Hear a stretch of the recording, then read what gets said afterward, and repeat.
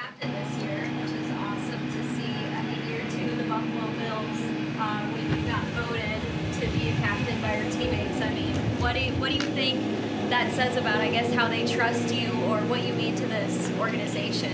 Yeah, it's pretty quick. I mean, to me, it means a lot just because individually I put in a lot of work. I'm saying I try to be the example as far as like how much work I put in. Sorry, he's making a lot of noise. Tell him to give us a second.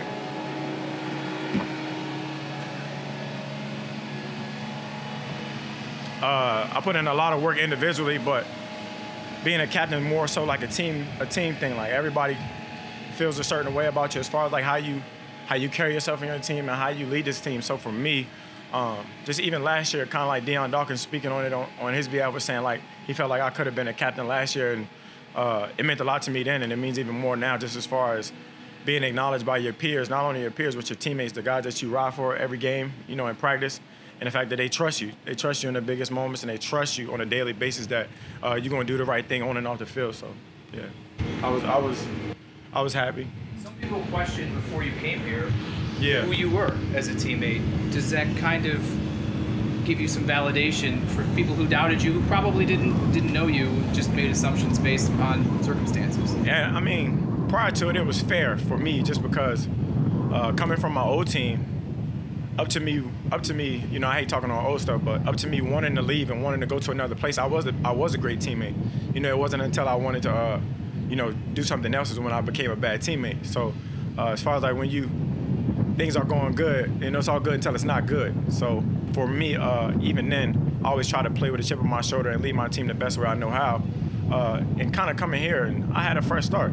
You know, it was fair for people to make their assumptions or their assessment from outside looking in. You know, that's fair. You know, I just look at it as in when I get there, you know what I'm saying, I'll show them who I am and we'll go from there. So, I mean, as far as like my new chapter with my new team, things are going pretty good, trying to keep it that way. Is that the balance at all of knowing who you are and showing that to a new team, but also like you're figuring out this organization, you're getting to know everyone here at once? Yeah, 100%. Just, I mean, a lot of people speak on like mental health and things to that latitude. Just as far as like a lot that could have broke me as far as like going to a new team and things couldn't have went well, or you know things could have went a little shaky, or I couldn't have had the success I had. So I'm more so thankful now. But you know what I'm saying, at this point in my career, I've tried to earn the respect of my peers. I try to earn the respect of my coaches. And I feel like having that new start was more so like God putting me in a new position to be like, all right, you know what I'm saying, show them who you are. You know what I'm saying? And they embraced me. And I was just thankful that they embraced me and they didn't judge me. They didn't have like put me on this pedestal or in this bad place of this is the kind of player he is, so let's treat him this kind of way. No, I just came here and tried to earn the respect of my teammates and my coaches, and it ended up going well. Was there a moment when you were like, okay, this was right, I can feel it now, or?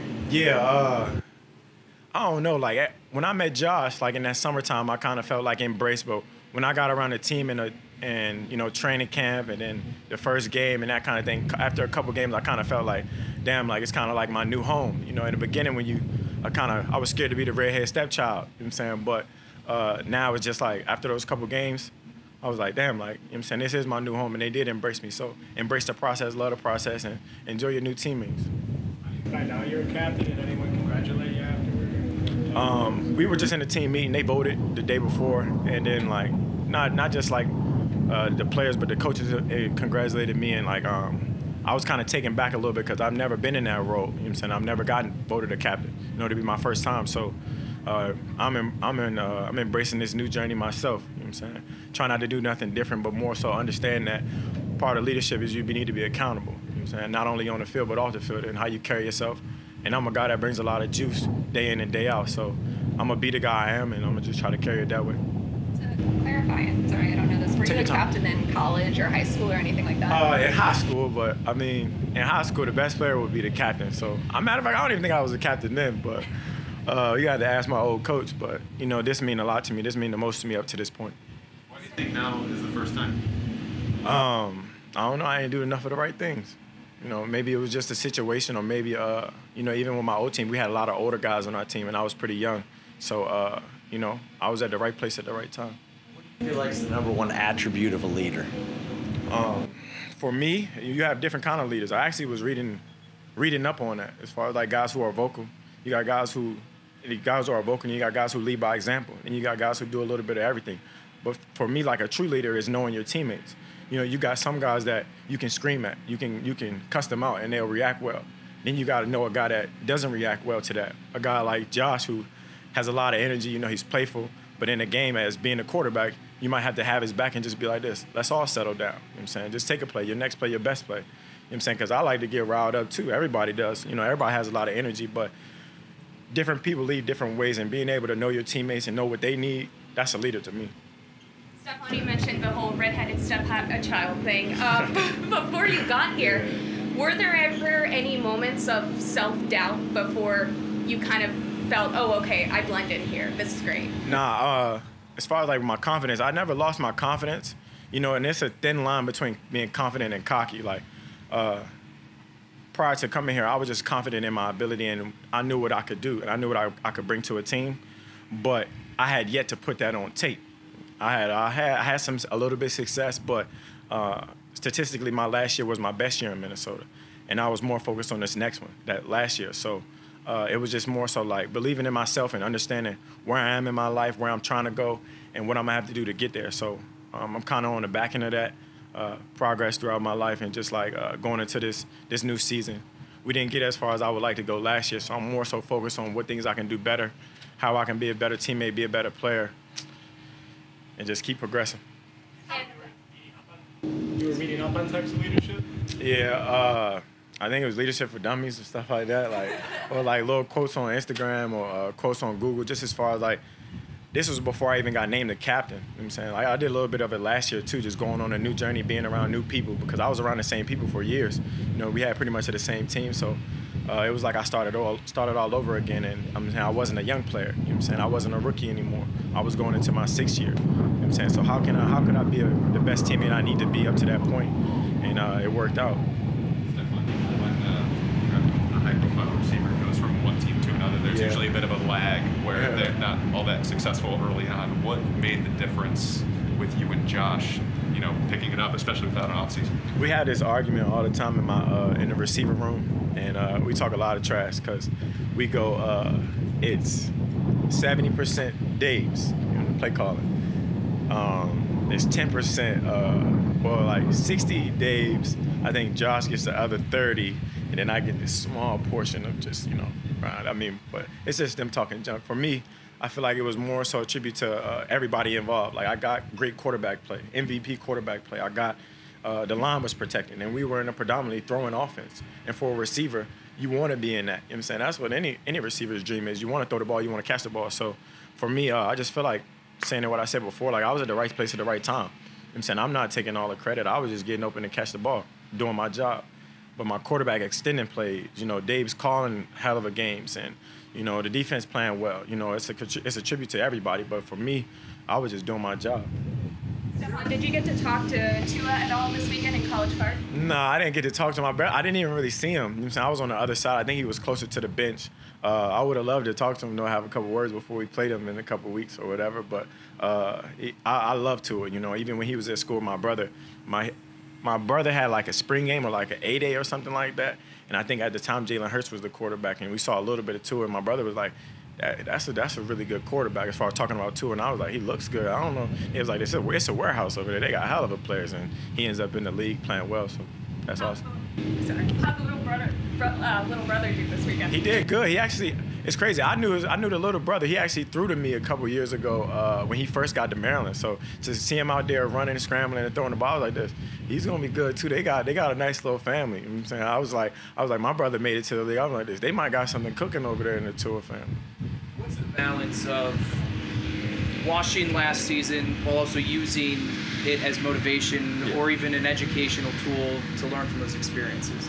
Just as far as like we know, being on the other side, like, you know, everybody wants to be the underdog. You know what I'm saying? People say they don't want to be the underdog, but it's easy being the underdog.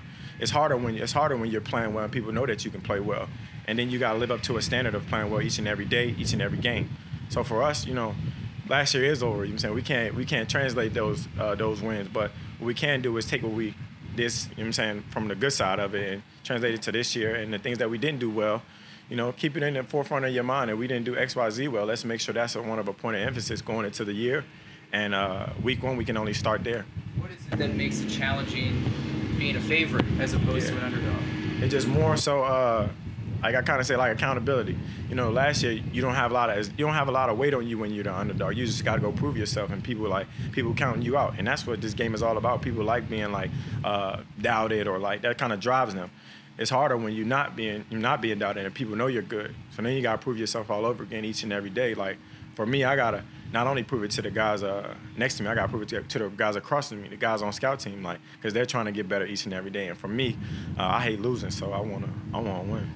What do you imagine your first game ever in front of a full Bills Mafia crowd to be like?